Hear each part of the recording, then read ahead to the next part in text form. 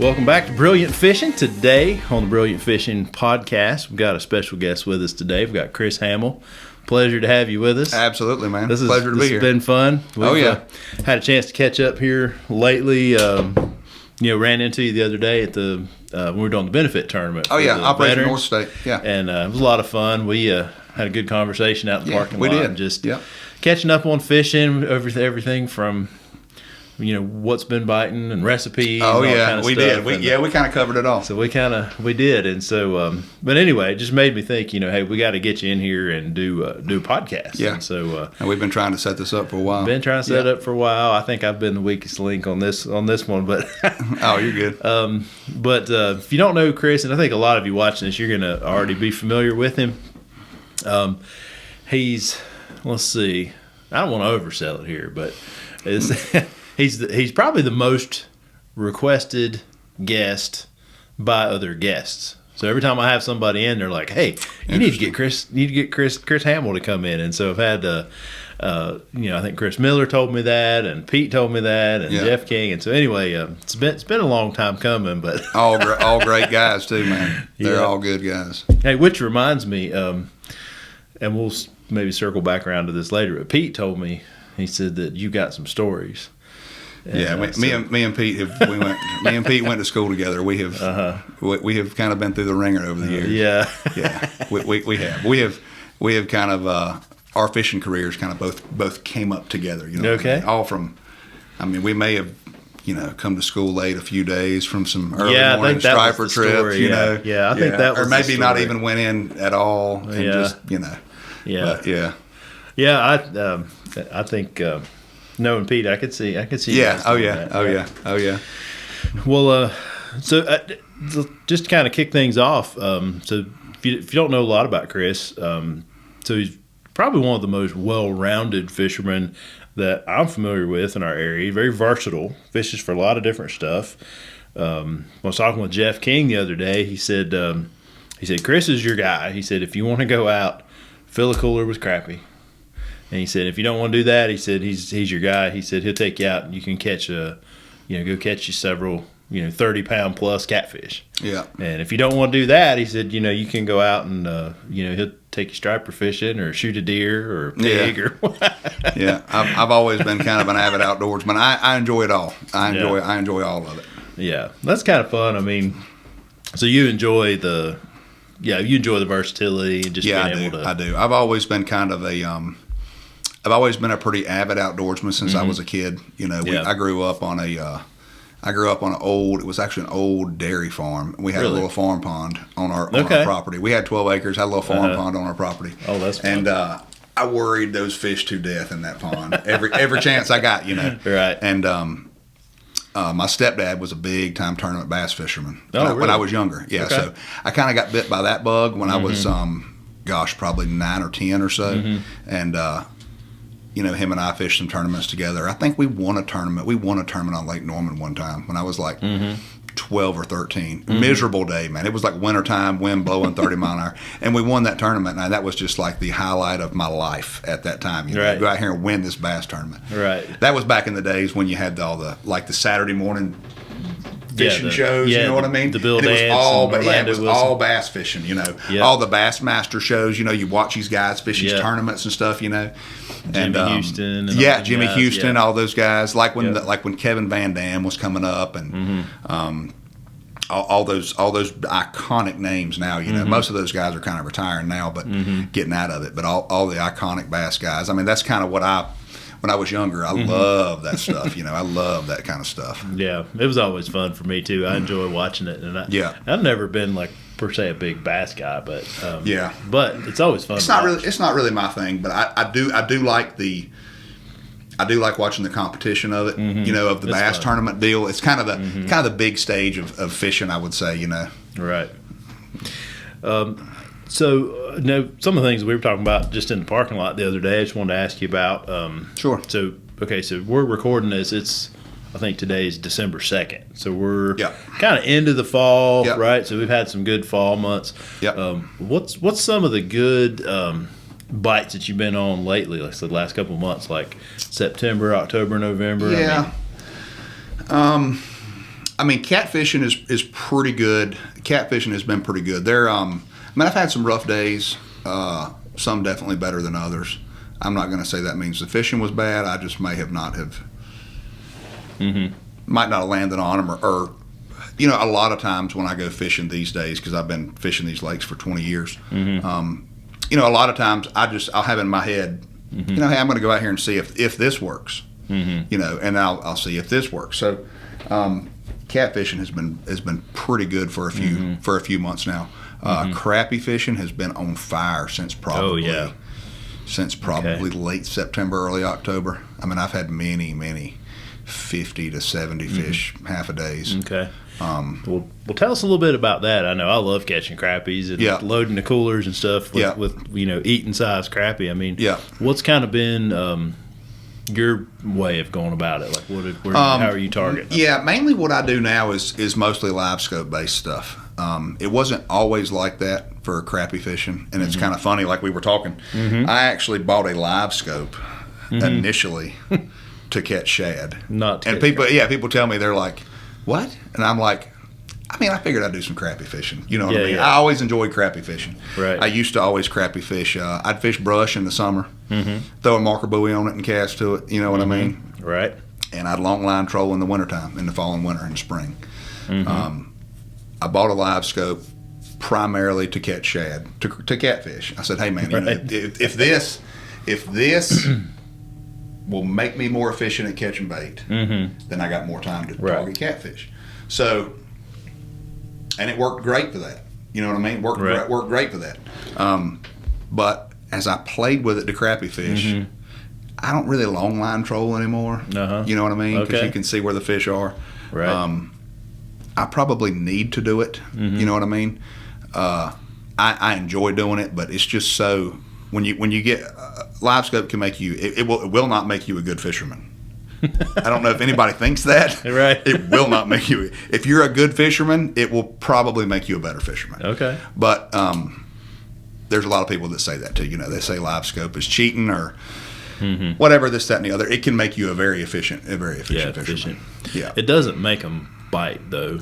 I've noticed that. Like you can see those fish sometimes, and you just know they're there because you've had it for, which is a help. But you've had it for. I've had it about 6 months. Okay, something like that. It doesn't take you very long to figure out that it's not magic. Yeah, it's not. It's definitely not magic. It can be frustrating, but sometimes. Yeah, most of what I do now, crappie fishing, is kind of live scope based. I still do some tight lining now and again, but I do it in kind of with my live scope. Oh yeah, okay. You know what I mean? Yeah. Shane Walser is probably the master at that.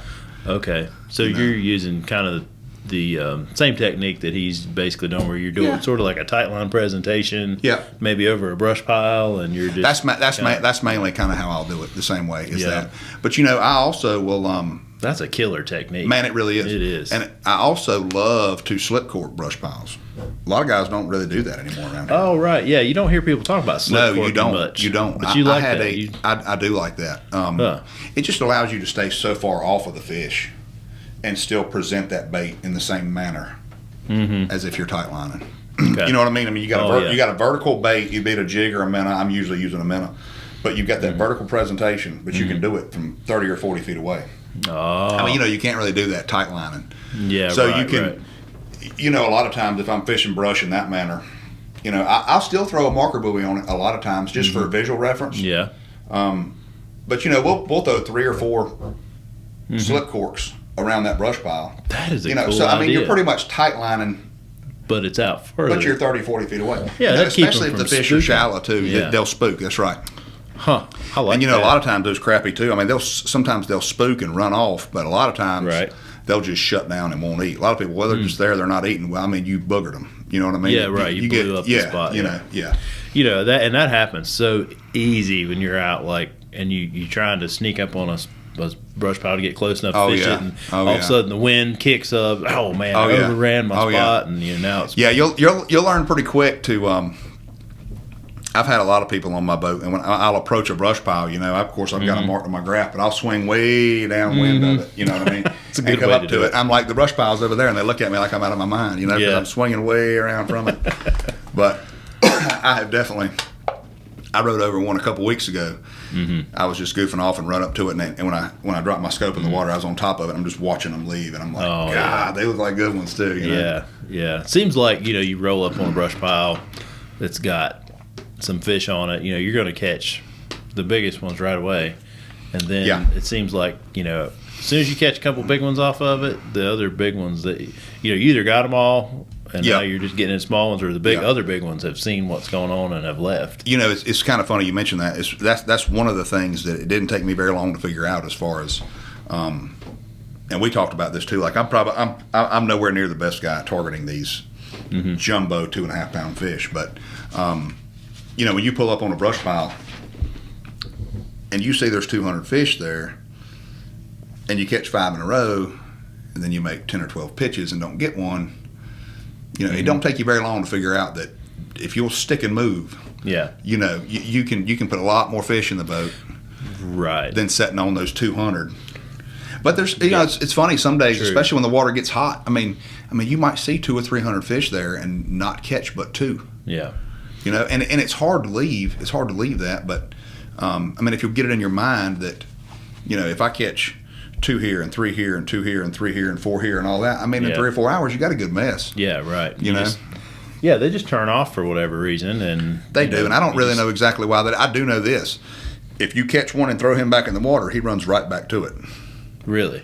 Okay. Yeah. And I have talked to several people about that, and they're like, man, I don't know how they do that. I've took them before and threw them up in the air. You know what I mean? Yeah. And when they hit the water, they'll run right back to that brush pile. I'm like, how do they? I have no idea how they do it, but they will. They will run right back to it. That's funny. I guess the Lord just has them programmed to be able to do that somehow. I don't know. Yeah, yes, He does. But somehow ducks and all these, they can fly back to these places. Yeah. And they got a compass built in them somehow. Much as we try to. I'm as avid as an outdoorsman as anybody, and I will never have more than just a sliver of it figured out by the day I die. You know what I mean? But the more you learn, you realize how much more you don't learn. That you don't know. Don't know, absolutely. Right. Yep, absolutely. I just think it's fascinating. We were talking about patterning animals, but fish specifically. Right. There's something really fun about going out, turn on your electronics, go out, look at the lake, look at the birds, and figure out what the fish are doing, and what are they doing, and why are they doing that? Yep. And then from week to week, month to month, well, they've moved over here. Why are they over here? Now they're over here and they're doing this, and why are they doing that? Yeah. And it's just there's so much to learn about it. Yeah, and a lot of times when I'm on the lake by myself, it's always kind of a. We talked a little bit about this before. If I go out, of course, I've been fishing for 20 years, and I'm not going to knock anybody that goes out there and just wants to catch a lot of fish. This is a fun time, but to me, it's more of a, I am trying to outsmart my adversary here. You're trying to get an animal from his environment into your environment. Right. They will always have the upper hand. Yeah. Always. Yeah. I don't care if you're crappie fishing, catfishing, deer hunting, duck hunting, whatever it is. Those fish always have the upper hand. Their instincts are way stronger. They're really good. They are good at what they do. Yeah. To have such a small brain, we're lucky they have such a small brain. I know. You know what I'm saying? We'd starve to death. we would. But, like we were talking, I always try to. I'm a pattern fisherman. Okay. I kind of always have tried to be, and that came from the days when I tournament fished. Jeff King and I were tournament partners for years. We had a great time tournament fishing together. He's a neat guy. He's a fun guy. Jeff was. I've known Jeff for a long time. We grew up just down the street from each other. Okay. Jeff used to fish the farm pond with me when I was a kid. Okay. Behind my house. So I've known Jeff a long time. But when we would pre-fish for these catfish tournaments and things, we would always try to have as many options as we could have. And we were always fishing for points championships. So there's a lot of decision making there. Okay. As far as, do we go catch a 50 or 60 pound fish? Do we try to target that fish? Do we want to go try to get a top 5 finish? You kind of got an idea of what you're going to have to win. And sometimes some of these tournaments, somebody just comes in there with I'm just a hellacious bag of fish. You know what I mean? And you can't really count on that. Sure, yeah. You never know. If you go out there and catch a couple 40-pound fish around here, you're going to be you're going to be pretty close. Yeah. You know, but we always tried to have consistent finishes in fish. We never really targeted. I mean, sometimes we did, but we never really went out there and tried to catch a 70 or 80 pound fish. You know, we just want a consistent bag, tournament to tournament, and that worked out well for us. I think there was 1 year we actually won a points championship, and I don't think we ever won a tournament. Oh, really? Yeah. So consistent. It was just consistency. But I mean, you know, we had but I think we were we used to joke all the time that whatever we had, we're going to be one place out of the money. And it was funny because we did that we did that so often. Right. And if they paid 3, we were 4. If they paid 5, we were 6. We did that it seemed like every tournament we fished together. That's funny. But out of the money. Yeah, I mean that's kind of I don't tournament fish a lot anymore, so I don't really have that mindset as much anymore. I enjoy doing it, but. Well, let's take a minute, if you will. Let's go back to talking about patterns. We'll maybe go back to crappie first. Yeah, absolutely. What would you say, fall going into winter, right now? What kind of patterns are we seeing, and how can a fisherman take advantage of those right now? Okay. This time of year is a pretty interesting one too. I mean, the fish are coming off of. Fall is a transition. Everybody always says the fall transition, the fall transition. You know, you hear that. It's kind of a cliche term in all sorts of fishing. But, you know, if you go back to, I would say, the pattern that is more settled in, which is your summertime fish or heavy on brush pattern. Right. I would say every lake has its own personality too. Okay. Baden Lake is not the same lake as High Rock. Right. Lake Tillery is not the same lake as High Rock or Baden or Lake Norman. Okay. Behaves a lot differently. But what will be happening at different rates out on these lakes kind of happens at High Rock first and kind of comes down the chain. The fish will come off of that brush and they get in open water. Okay. And I think weather patterns, water clarity, play a lot of kind of into how these fish school. Okay. You know, a few weeks ago on High Rock, the fish were huge schools, 50 to 100 fish in a school in open water. Oh, wow. I mean, they were massive schools of fish. You still had these big lone singles out there, which you know, and I think Chris Miller talked about this some when he was on the podcast with you, and I've definitely noticed it, how when those crappie get to a certain size, their behavior they don't really behave. Like a 2-pound crappie does not behave like a 10-inch to 1-pound crappie. They just don't really.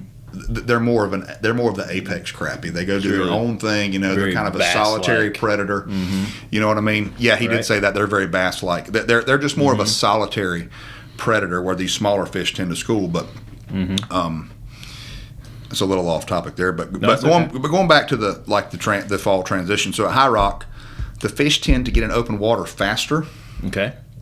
I mean, at a warmer water temperature, I would say, not necessarily faster. Oh, okay. I mean, at High Rock, yeah, you know, like at High Rock, those fish were in open water pretty decent at 65 degrees, 64, 65 degree water temp. At Baden, I would say 75% or better are still on brush at 65 degrees. So, I mean, the fish they're all. And this is primarily black crappie because that's what we mainly got around here. There's some big whites around too, and there's a few whites, but mainly what I target is black crappie. So I mean, they're coming off of that brush, they're transitioning into open water, and they get in. And when it gets cold, those schools tend to get bigger. From what I've seen, that those schools get bigger. They get in open water. I normally try to.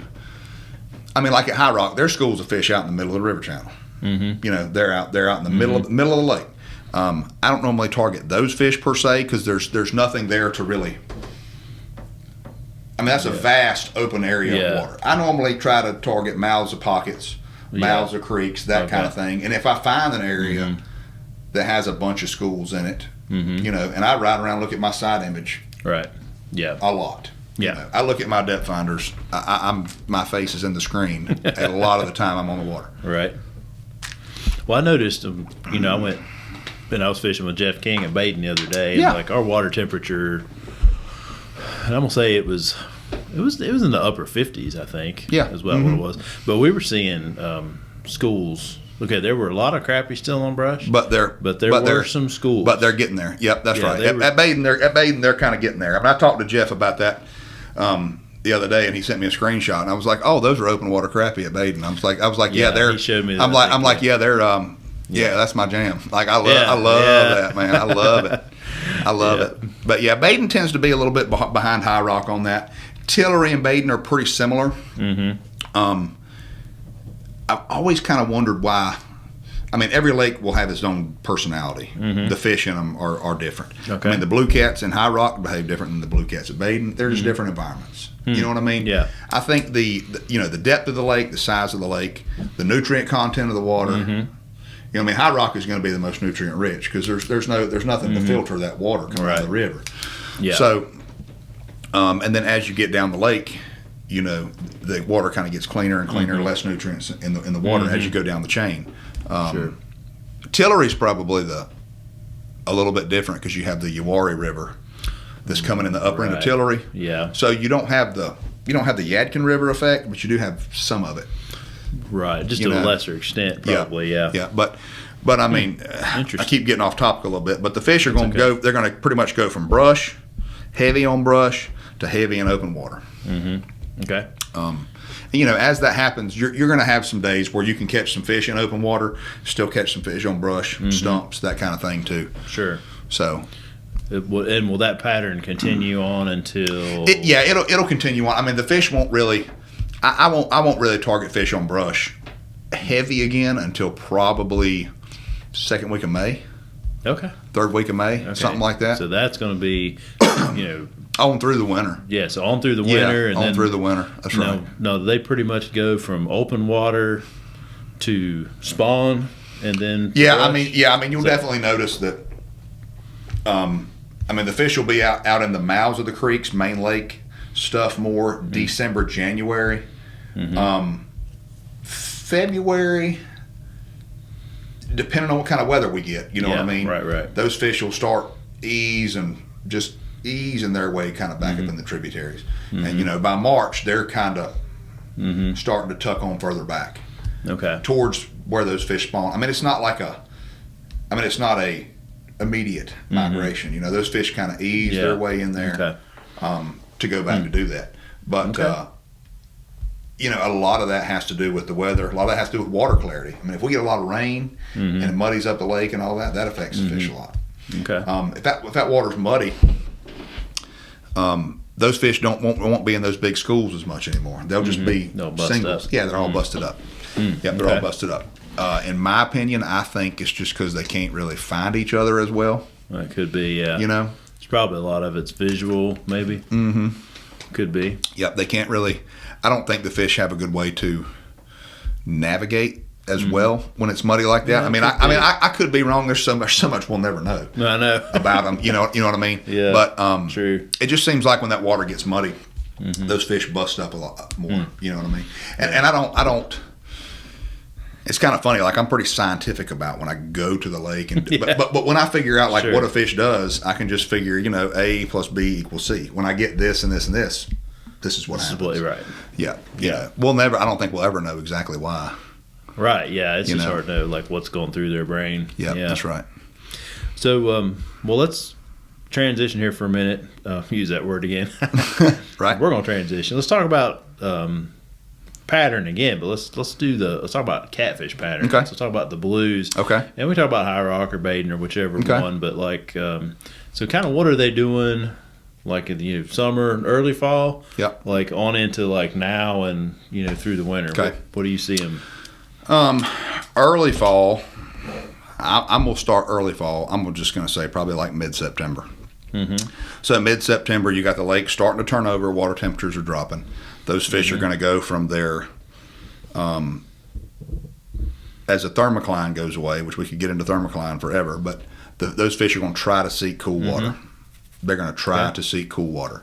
At High Rock, it's going to be a little different than Baden. At High Rock, you got a lot more cool water up the lake. those fish will tend to be pushed up a little bit more towards the northern end of the lake all summer and throughout the early fall as well. Catfish are very nomadic fish. Okay. The fall, when that water really starts dipping down into like I'd say the 60-degree range, you'll find where the fish there'll be like multiple patterns that can work. Oh, okay. Okay, I catfished the other day at High Rock, and when did I go? I think I went Sunday. I went Sunday to High Rock and fished Sunday afternoon.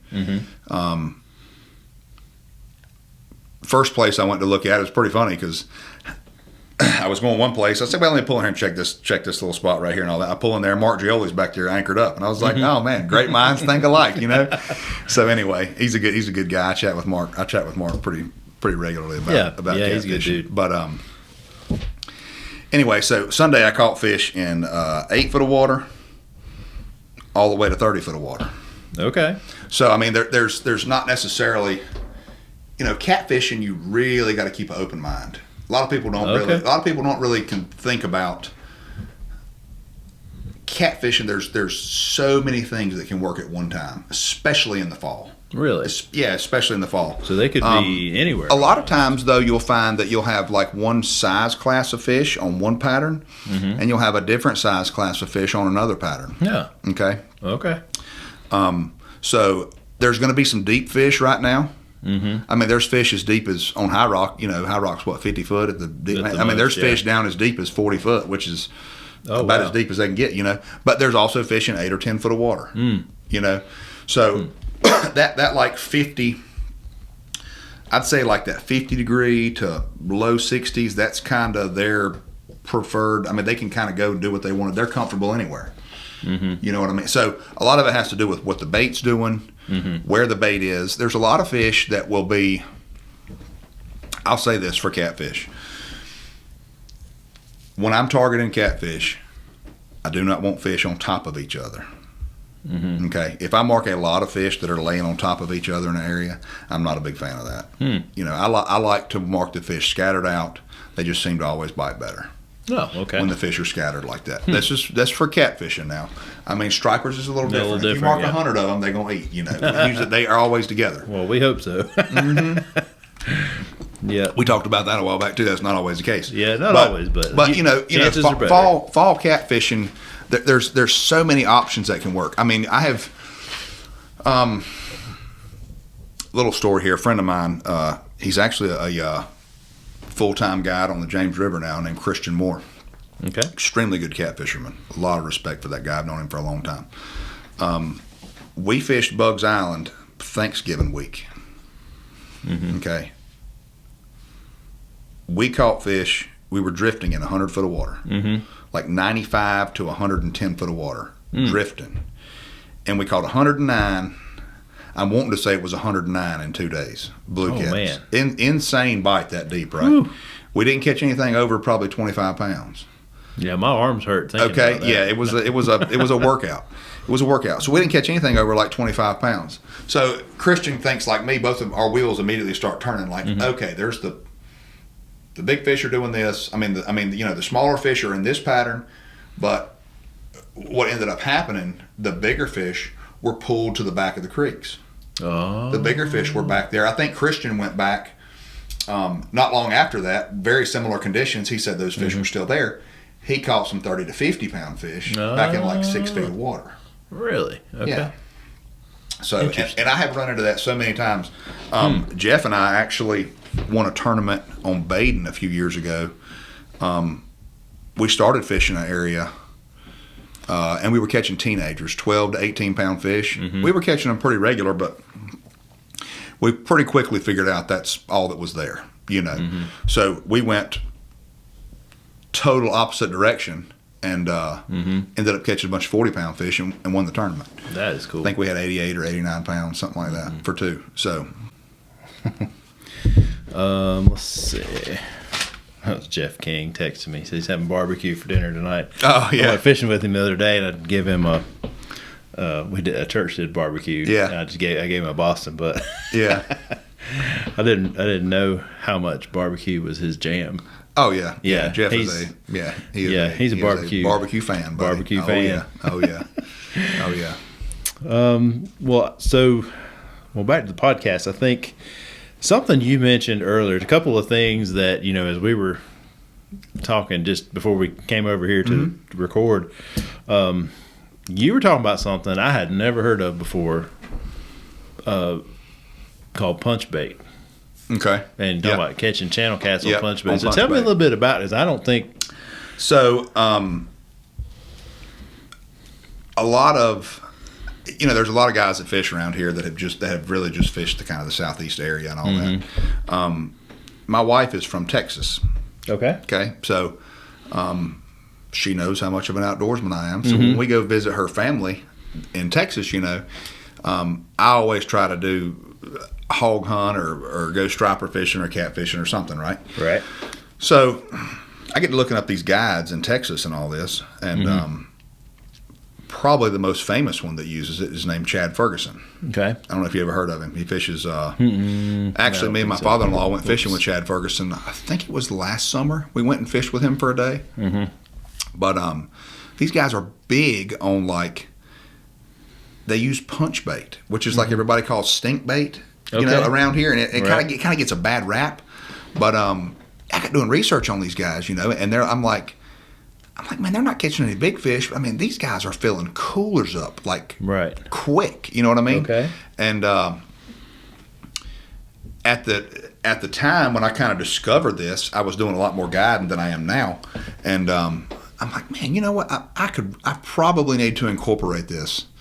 Into, because there's so many people that just want to go out there and catch fish for 4 or 5 hours, and I'm like, man, if I could figure out a way to put 60 channel cats in the boat in 5 hours, this might be the ticket, right? So I played with it around here some, and I've used it in different techniques, from anchor in shallow water to fishing these fish when they get ganged up deep and all that, and it is impressive how well that stuff works. Really? Yeah, it is. I have caught. Now, it's not a big fish technique. It's not a big fish technique. I mean, you're going to catch channel cats up to 4 or 5 pounds. If you want to fish fry, it's a great thing to do. Okay. It's a lot better in the summer than it is in the winter, in my experience playing with it. I mean, it's kind of foul. You kind of gotta. I mean, that stuff is. It's made from, a lot of it's made from cheese scraps. Okay. And that's kind of what it smells like. I mean, there's different flavoring and stuff in it, all this kind of stuff. But this is something you could just make up homemade. I'm not making it. I'm buying it. No, you buy it. I buy it. I'm not making that stuff. If I made that at home, my wife would kill me. She would. What is that in here? It smells like feet. She would. Yeah, exactly. She would kill me. But but no, I buy it, and okay. I mean, I keep a bucket of it around. I don't mess with it a whole lot anymore. I'll probably go once or twice a year and just play with it. But it's kind of interesting to take techniques that are so popular in other areas of the country, and bring them back here, back here, and they work. Right. I think I've got, I'm not. I think I've got like one short video on YouTube. If you look up my name on YouTube, I think it's on there, of me punch bait fishing at Baden. And it's like a 10-minute video, and all I'm doing is just unhooking fish. Okay. It's probably 10 or 12 years old, but I mean, it is a. I mean, if you've never done it, I know a lot of guys probably never will try it, but it is. If you just want to go out there and jerk on some 2 to 5 pound fish, get you some lightweight rods, man. It is a blast. It is a blast. Interesting. It is a blast. That'd be fun. I'd never heard of that, and I definitely never heard it called that. Punch bait or dip bait. That's what they call it down in Texas. Okay, but interesting. No, that's pretty cool. Yeah. Something else I was going to ask you about, then I'm just kind of shooting random questions. You're good. That's okay. That's good. All right. I'm an open book. All right. Let's talk about the moon a little bit. Some people just like moon doesn't make any difference.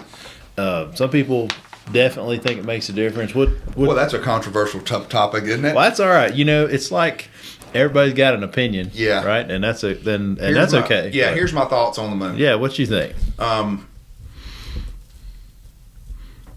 And it could be catfish, crappie, whatever you. Yeah. So I do believe the moon affects fish behavior. Okay. To what degree? I think depends on a lot of other factors. Okay. Okay. Let's say you've got, which never happens around here, right? Like if you have, let's say we have 20 days of stable weather, and that weather is the same every day for 20 days. I'm going to say the moon pattern during that period is going to have a pretty good effect on the fish. Okay. If you have things like cold fronts, current, water temperature, there's so many factors that drive fish behavior. Right. I think the moon can be. I don't think it's the driving factor of fish behavior. Okay. Because I have had I have had some great days catfishing in the summertime on a full moon at night. And some people will just say, I never do good on this or never do good on that. Okay. I think I don't think it affects inland reservoir fish as much as it would like tidal fish. Right. Okay. Like on the James River, for instance, where you have a tidal catfishery, or let's say like saltwater fish. I think I would think it would affect them more. The moon definitely plays a part. I think it's hardly ever the primary factor. Okay. If that makes sense. Yeah, I think so. So it's like it's always it's a factor. It just may not be the biggest one on that particular day. Yep. Like if it's a cold front, that's going to matter. And a lot of people when it comes to things like the moon and cold fronts and that kind of stuff, a lot of you got to remember those fish are they're in a pressurized environment. You know what I mean? Under all that weight of water. They do. So I think it's like this is getting a little scientific here, and I'm not going to claim that I understand all of it, but when you get down like, I think it's between 30 and 35 feet is like an additional atmosphere. Right. Yeah, it adds up pretty quick. You know what I mean? Yeah. So I will say that when it comes to, of course, crappie are hardly ever around here. They're hardly ever in like 30 to 50 feet of water. You know what I mean? Yeah. They're not that deep. So if you're crappie fishing, and those fish are in the upper part of the water column. So I feel like those fish are going to be affected more by your weather patterns, cold fronts, things like that. Right. If you're catfishing, especially like this time of year where you're going to have fish that are in, let's say 5 to 10 foot of water, and then you're going to have some fish that are in 20 to 30 or 40 to 50 and all that. If we have a major front come through or something like that, and I have to go out there and catfish or something like that, I may tend to go for those deeper fish first.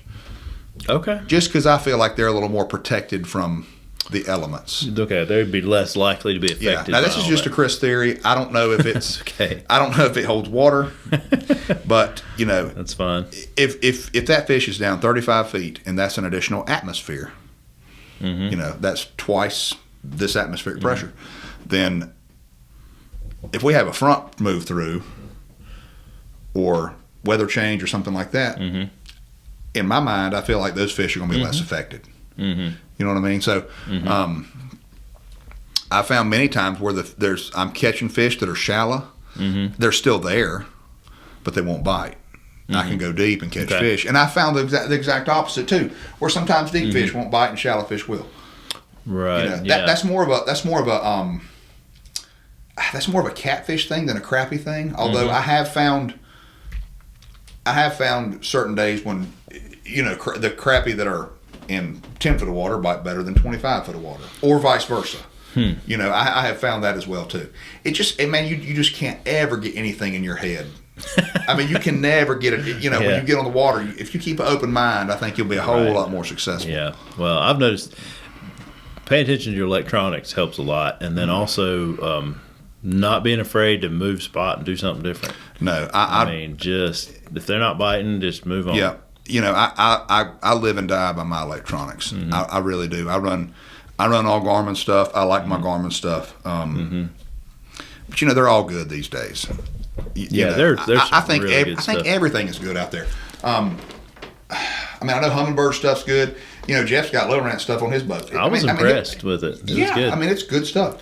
Yeah, I've got Garmin just because I liked it, and I thought it would be something good to get. I'd been on people's boat with Garmin, and I love it. But like when I was with Jeff the other day, like it was really neat. Like that side scan is really nice. I think no matter what you got, no matter if it's a $500 unit or an $8,000 unit, you need to go out there and learn what you're seeing, being able to interpret what you're seeing.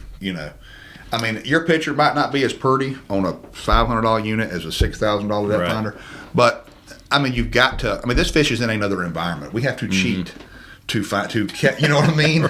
Unless we want to rely 100% on luck. Right. Yeah. But we're in the technology age, so I mean, I take advantage of it. I think it's great. I mean, I like it. I'm a big fan. I mean, I put my boat in the water. I mean, the first thing I do is I turn my graph on and I see what the water temperature is. That's my first piece of information. Because you've got to take all this information, put it into a puzzle to get that fish out of his environment into your environment. I mean, it really is.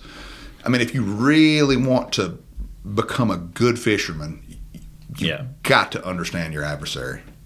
Yeah, you really do. And and a lot of times, if you're like me, a lot of us, you don't get a chance to fish every day. Right. So like you go out and it's like a whole new puzzle. Oh yeah. Like, I haven't been here on this lake for 2 or 3 weeks, and it's like, okay, that's right. They are totally not doing what they were doing when I was here before. So now what happened? Yeah.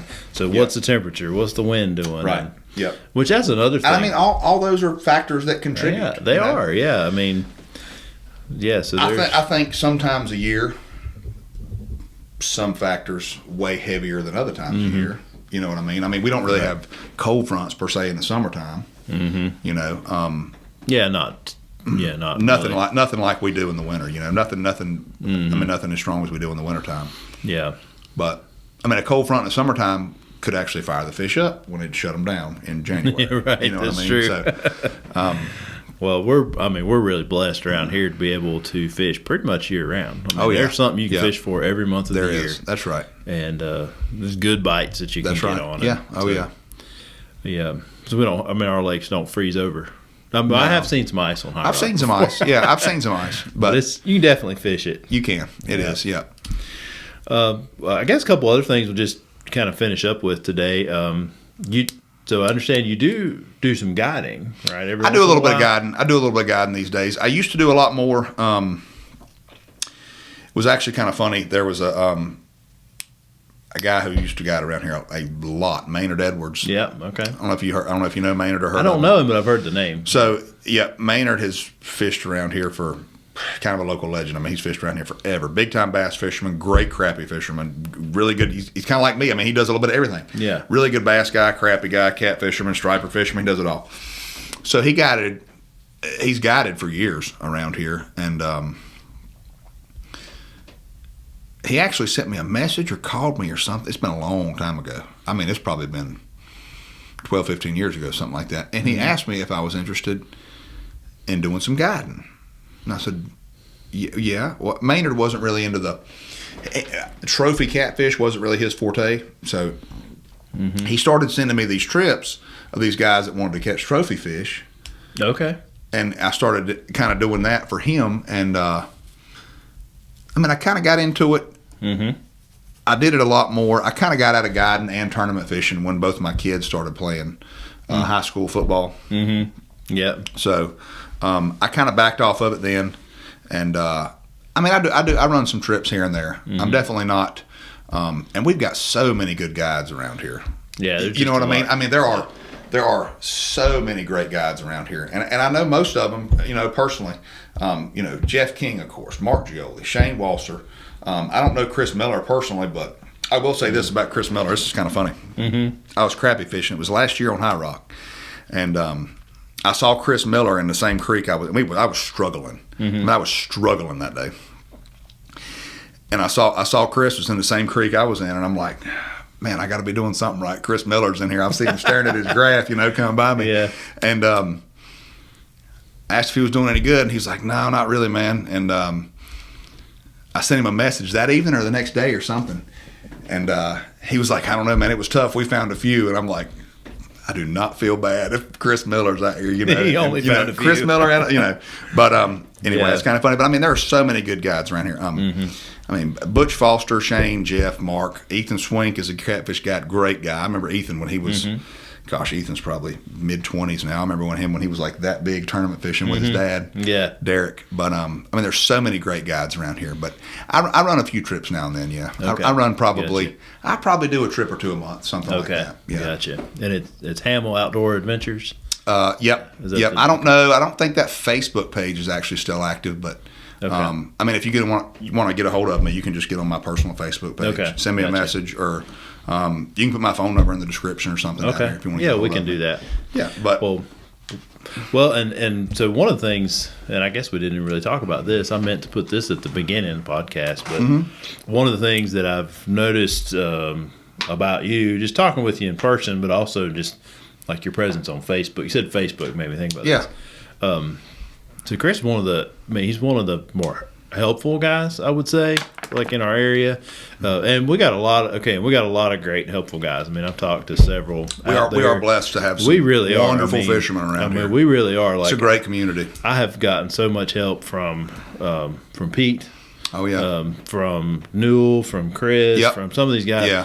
and Tony Sharam. I mean, he runs the Shadnator page, and Oh, yeah. just so many people willing to help and share information. But yeah, the one thing that I noticed just coming up again and again, a lot of the Facebook groups is, somebody asks a question, you're really good to help them out. Yeah. I mean, you're not going to maybe give them GPS coordinates, but, Right, you yeah. know, the fish are at this, the crappie are this Right, deep. This is what yeah, they're doing. They're yeah. on brush. They're not on brush. Yeah. Try this, try that, or, and I appreciate that. I mean, I think Right. that's really important. yeah. You're trying to help people out. So. Yeah, well, we were just talking like this. I'm 41 now. I think I bought my first boat when I was 19. So I've been fishing hard ever. I mean, I've been getting it for 20 years, around here. So, back then there wasn't the information available like it is now. I mean, there wasn't Facebook groups and things. We had like forums you had to go on, right? Like it was like the two big ones were Crappie.com. Right. Some of the old people will remember that one, Crappie.com, and then there was No, you're an old person. then there was the Brotherhood of Catfishermen, Okay. which was another forum, right? And those were like the two that I lived on, right? Right. So, and I mean, Pete was on Crappie.com, Newell was on there. There's a lot of guys that've been fishing a while that remember these days. But I mean, back then when you wanted to get started, like if I wanted to become a crappie fisherman, the information just was not there. Like it was not as easily accessible then as it is now. I mean, when I started catfishing, catfishing was kind of, you go to the boat ramp and somebody says, what are you fishing for? You tell them catfish. They kind of would look at you like that, I mean, it's a lot more popular now, but they're like, man, you actually try to catch them, Yeah, right. And, we didn't have all the species-specific catfish stuff, boats and all that like we do now. But, the information to target the fish just was not out there, Right. And so as somebody who kind of started fishing in that age, I don't really mind. I don't mind helping anybody out. You know what I mean? If I can shorten somebody's learning curve to help them enjoy this sport, be it crappie fishing, catfishing, or striper fishing, or whatever, if I can shorten their learning curve to help them enjoy it, why would you not? That's my take on it. Yeah. Not everybody feels that way. But if you got a question on something around here and you shoot me a Facebook message, I'm gonna try to point you in the right direction. I'm not gonna BS you or nothing like that. I'm gonna try to point you in the right direction. Right. Like you said, I'm not gonna say, here's all the coordinates that I fish. Right. Yeah. And mainly because that's not gonna make you a better fisherman. Well, it's really not. It's really not. It's really not because you don't know what to do when you get there. No. Learning the fish movements throughout the year, learning how to interpret your graph, learning the effects of different weather patterns on fish, learning what baits work different times. I mean, you just kind of got to take the time and piece all that together, right? And you'll be successful. I mean, it really comes down to time on the water. But I mean, if I can help somebody shorten their learning curve, even just a little bit, I mean, I'm all for it. Fishing is. I like to deer hunt. I do some coyote hunting. I do a little bit of everything. But, I mean, fishing is if you don't think fishing is therapy, I think something's wrong with you, Yeah. I just love it because, I mean, I have to limit how much stuff I do because I like to do so many different things. But, man, fishing's cool. For me this time of year, it's pretty tough because, I like to deer hunt, and everything bites good right now. Yeah, too, I know. It's just like, what am I going to do? Yeah. But, yeah. Well, you could just do. I mean, here a while back, I saw you post a picture. You did a surf and turf. You made it happen. I did. I went and I went deer hunting in the morning. Killed a deer. I quartered my deer. Jumped in the boat. I went to High Rock. Put like 30 crappie in the boat. I was like, man, this is the perfect day. That's a living the dream. Yeah, I'm like, this is a perfect day. So yeah, that's funny. It's kind of hard to this time of year. It's tough for me. I'm like. God, do I want to go sit in a tree? Do I want to go chase crappie? Do I want to go cut bait for a catfish? Do I want to? I mean, stripers. The stripers are biting pretty decent right now. I'm like, I look in the shed and I'm like, which set of rods do I want to grab? You know? Yep. There's just so many options right now. It's just there is if you've got time to do it and breaking free to to get out there and try it. That's right. Yeah. Yeah. Like if I had a free day tomorrow, which I don't, but if I had one, right, yeah, I'd be hard pressed. Like, would I want to go out and chase open water crappie? Yeah. Would I want to go troll for striper? I mean, there's just so many different choices right now, and it's just the bites. I mean, it's been really good. I don't know. No, it's getting a little colder here these last couple of days. I don't know if that's gonna mess it up, but. Yeah, I mean, it was definitely, this last weekend I did some crappie fishing. It was definitely like them 20-degree nights. You could definitely tell it kind of put a hamper on. Well, I found, you kind of notice the fish are not in the same areas that, I mean, I think they were, I realized that I think they were there, but I think those fish were just in the mud. Oh, honestly. Like a lot of them are just kind of, I think it kind of freaks them out and they just kind of, they just hunker down. It seems like these first, when it really starts to get cold, like this time of year, it seems like them first few cold fronts really kind of hit the fish hard, and then they kind of get more accustomed to it. They get used to it. They kind of get acclimated to it, I mean, we're kind of the same way, everybody, like when we get that first like 30-degree night, you're like, oh, it's so cold. And then by January, you're outside in a T-shirt. Right. You know what I mean? That's true. So, you get used to it. That's true. Yeah, the fish are probably the same way. Yeah. Well, I think we'll probably wrap it up here in just a second. Yeah. Was there anything I hadn't set you up to talk about that you'd like to talk about?